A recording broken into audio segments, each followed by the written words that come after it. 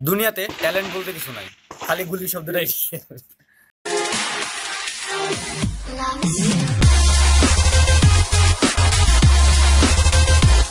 দুনিয়াতে ট্যালেন্ট বলতে কিছু নাই, যদি থাকতো তাহলে ক্লাসের ফার্স্ট বয়কে কখনো ক্লাসে যাওয়া লাগতো না।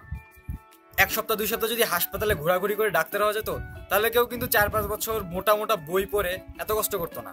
কিংবা 3-4 বার ব্যর্থ হয়ে যদি হাল ছেড়ে দিত, তাহলে কিন্তু বাংলাদেশ আজকের এই সেরা ক্যাপ্টেনকে আর পেতো না কোনো টিম।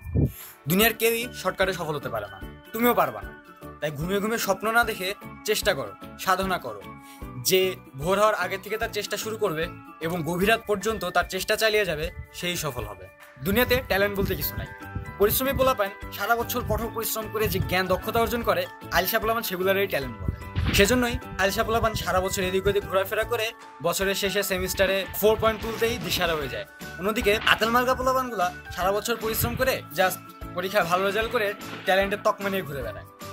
এবং পাশাপাশি আরেকটা জিনিসও সত্য, সেটা হলো যে ছেলেটা কলেজের মেরিটোরিয়াস স্টুডেন্ট, সে কিন্তু ভার্সিটিতে গিয়ে পরপর 4টা সাবজেক্টে ফেল করে ট্যালেন্টের এই তকমা হারিয়েও ফেলতে পারে। সো ট্যালেন্ট বলতে কিছু নাই, অনলি পরিশ্রম ইজ রিয়েল। তাই আজকের পর থেকে ওর ট্যালেন্ট আছে আমার নাই, ওর ট্যালেন্ট আছে বলে পারছে, আমার ট্যালেন্ট নাই বলে আমি পারতেছি না, এইসব কথা বলবা না। বললে নিজের গালে নিজের হাতেই থাপ্পড় খাবা। আয়ুষ অর্জন একসাথে চলতে পারে না, অলসতা কখনো সফলতার বন্ধু হতে পারে না। তুমি 50 টাকা যে ফোকাস করলে কোনো কিছুরই বস হতে পারবা না। তাই কোনো নির্দিষ্ট একটাতে ফোকাস করো। মনোযোগ কেড়ে নেয় এমন সব কিছু যদি তুমি স্টপ করতে না পারো, তাহলে সেই জিনিসগুলাই তোমার সফলতাকে একদিন স্টপ করে দেবে। তাই কোনো একটা ফোকাস ঠিক করো, লক্ষ্য অর্জনে তোমার সাধ্যের বাইরে গিয়ে চেষ্টা করো। তুমি যত বেশি ঘাম ঝরাবা, তুমি সাফল্যের পথে তত বেশি এগিয়ে যাবা।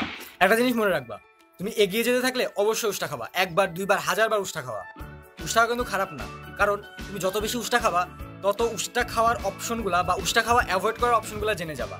আর তখন সিনেমা, আড্ডা, মাস্তি চাইতেও তোমার চেষ্টা করার মাঝে তুমি বেশি আনন্দ খুঁজে পাবা। এবং এভাবে চলতে থাকলে সফলতা নিশ্চিত। তো সেই সফলতার পথে এগিয়ে যেতে থাকো, দেখা হবে বিজয়ে।